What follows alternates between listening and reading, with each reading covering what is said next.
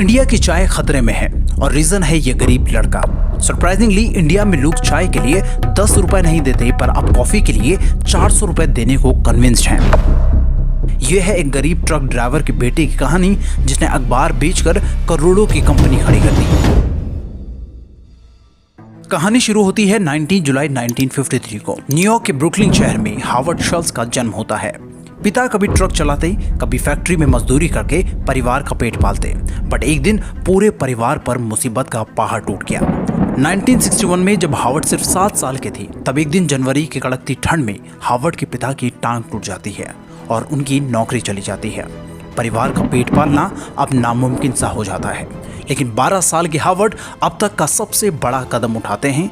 वो इस छोटी सी उम्र में पहली नौकरी शुरू करते हैं और अखबार बेचना शुरू करते हैं। अब वो हर सुबह जल्दी उठकर अखबार बेचते थे और कुछ पैसा कमाते थे ताकि अपने परिवार की मदद कर सके। इसके बाद उन्होंने एक लोकल कैफे में काम करना शुरू किया। अखबार बेचने से जहां उन्हें टाइम की वैल्यू पता चली, वहीं कैफे में काम करके उन्होंने कस्टमर्स को समझा और यही दोनों तजुर्बे मिलकर हावर्ड को आने वाले समय में राजा बनाने वाले थे। लेकिन उससे पहले ही उनको एक बड़ा झटका लगता है। घर की हालत देखकर उन्हें अपने कॉलेज की फीस के लिए चिंता होने लगी। कॉलेज की फीस मैं कैसे कमाऊंगा, छोटे भाई बहनों को कैसे पढ़ाऊंगा, क्योंकि सेविंग्स के नाम पर उनके पास कुछ भी नहीं बचता था। लेकिन अचानक उनकी लाइफ पूरी तरह से बदल जाती है। हावर्ड स्पोर्ट्स में बहुत अच्छे थे, खासकर फुटबॉल में। वो स्कूल कंपटीशन में लगातार पार्टिसिपेट करते रहते थे और इसी वजह से 1971 में उनको नॉर्थर्न मिशिगन यूनिवर्सिटी में फुटबॉल स्कॉलरशिप मिल जाती है।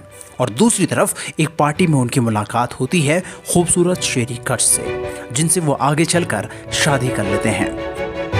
लेकिन हावर्ड की असली परीक्षा तो अब शुरू होने वाली थी। ग्रेजुएशन पूरी करने के बाद हावर्ड एक सेल्स पर्सन के रूप में अपना कैरियर शुरू करते हैं। अपने करिश्मा और सेल्स स्किल के दम पर वो हमरप्लास्ट, एक स्वीडिश हाउसवेयर्स कंपनी के जनरल मैनेजर बन जाते हैं। जब हावर्ड को लगने लगा कि अब सब कुछ ठीक चल रहा है, तभी 1981 में हावर्ड को सिएटल के स्टारबक्स के बारे में पता चलता है। उस समय स्टारबक्स एक सिंगल स्टोर हुआ करता था जो हाई क्वालिटी कॉफ़ी बीन्स और इक्विपमेंट बेचा करता था, लेकिन ब्रूड कॉफ़ी सर्व नहीं करता था।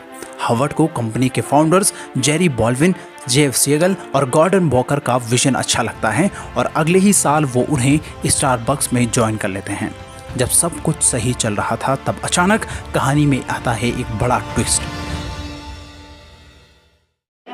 1983 में हावर्ड जब इटली गए, तो वहां उन्होंने कॉफी हाउसेस में एक यूनिक कल्चर देखा। लोग वहां सिर्फ कॉफी पीने नहीं, बल्कि सोशलाइजिंग और रिलैक्स करने भी आते थे।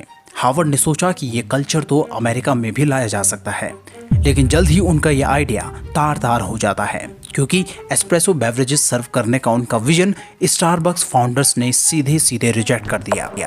ये उनके लिए एक बड़ा सेटबैक था। अब हावर्ड 1985 में स्टारबक्स छोड़ देते हैं और अपनी खुद की कंपनी इल जियोर्नाल शुरू कर देते हैं। ये इटालियन कॉफी बार्स के मॉडल पर थी। अपने नए आइडिया की वजह से कंपनी जल्द ही पॉपुलर होने लगी। हावर्ड की कंपनी मार्केट में धीरे धीरे स्टारबक्स को बैकफुट पर धकेलने लगी और नौबत यहाँ तक आ गई कि 1987 में स्टारबक्स अपने रिटेल ऑपरेशंस बेच देती है और गैस की जी ओनर हावर्ड शल्ट्ज, जिन्होंने मौके का फायदा उठाया, इन्वेस्टर्स से $3.8 मिलियन इकट्ठा किए और जिस कंपनी ने उनके सपने को रिजेक्ट किया था, उसी कंपनी को खरीद डाला। अर्ली 1990s तक कंपनी पब्लिक हो गई और हावर्ड के विजन से लगातार कंपनी ग्रो कर रही थी। लेकिन इंडिया में जहां हर दिन 100 करोड़ कप से ज्यादा चाय पी जाती है, वहां स्टारबक्स ने आखिर कैसे सेंधमारी की। हावर्ड का विजन क्लियर था। वो एक थर्ड प्लेस बनाना चाहते थे जहां लोग घर और काम के बीच रिलैक्स कर सकें और हाई क्वालिटी कॉफ़ी का मज़ा ले सकें। इसी सपने के लिए स्टारबक्स ने तेज़ी से एक्सपेंशन शुरू किया। स्टारबक्स स्टोर्स पूरी दुनिया भर में खुलने लगे। कंपनी ने फ्री वाईफाई जैसे कॉन्सेप्ट इंट्रोड्यूस किए, जिसने स्टारबक्स को रिमोट वर्क और सोशलाइजिंग के लिए पॉपुलर स्पॉट बना दिया। अब हावर्ड को लगने लगा कि उनका राजा बनने का समय आ चुका है, लेकिन तभी स्टारबक्स की उल्टी गिनती शुरू होने लगती है। 2000 में हावर्ड ने स्टारबक्स की डे टू डे ऑपरेशंस को छोड़कर चेयरमैन ऑफ द बोर्ड का रोल अपना लिया। उनके बाद स्टारबक्स ने रैपिड एक्सपेंशन शुरू किए, लेकिन कई स्टोर्स अचानक अंडर परफॉर्म करने लगे। ऊपर से 2008 में फाइनेंशियल क्राइसिस आने लगे, जिसकी वजह से कस्टमर स्पेंडिंग ड्रास्टिकली घटने लगा। इसने कंपनी की सेल्स घटा दी और कंपनी अब दिन ब दिन घाटे में जाने लगी। अब कंपनी पर शटडाउन का खतरा भी मंडराने लगा। लेकिन एक बार फिर कहानी में री एंट्री होती है लीड हीरो हावर्ड शल्ट्ज की। 2008 में हावर्ड वापस सीईओ बनते हैं और कंपनी को बचाने के लिए सबसे पहले अंडर परफॉर्मिंग स्टोर्स बंद करते हैं, न्यू प्रोडक्ट्स इंट्रोड्यूस करते हैं और स्टारबक्स डिजिटल नेटवर्क और लॉयल्टी प्रोग्राम्स जैसे इनिशिएटिव्स शुरू करते हैं ताकि कस्टमर एंगेजमेंट बढ़ाया जा सके। इससे धीरे धीरे कंपनी घाटे से बाहर आ जाती है। अब हावर्ड का सबसे बड़ा चैलेंज था इंडियन मार्केट। लेकिन एक दिन में 100 करोड़ कप से ज्यादा चाय पीने वाला देश चाय छोड़कर आखिर कॉफी क्यों पिएगा?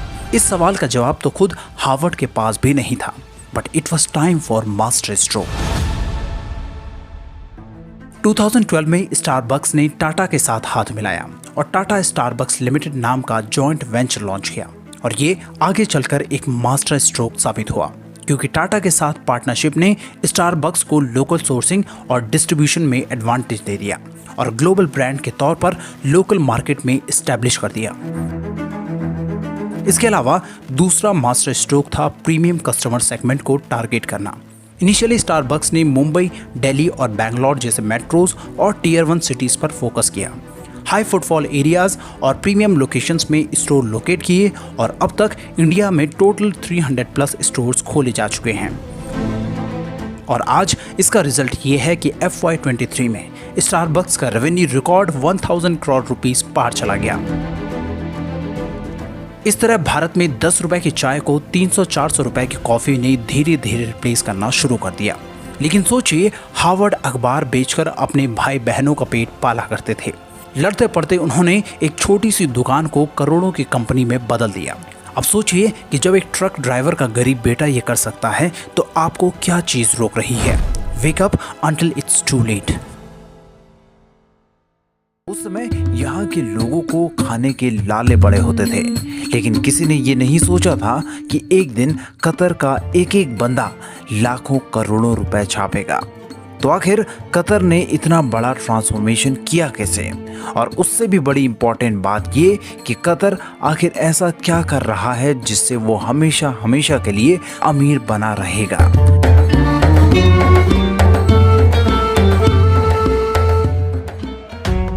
वो साल था 1939 का। कतर एक रेगिस्तान से भरा हुआ छोटा सा देश गरीबी में डूबा हुआ था। एक दिन रेगिस्तान के बीच एक खोजी टीम को दक्खन फील्ड में कुछ ऐसा मिल गया जिससे उनकी आंखें फटी की फटी रह गई। ये लोग खोज तो कुछ और रहे थे, लेकिन इनको मिल गया तेल का अकूत भंडार। यही वो समय था जब से कतर की किस्मत बिल्कुल पलट गई। अब कतर ऑयल प्रोडक्शन करता और उसे दूसरे देशों को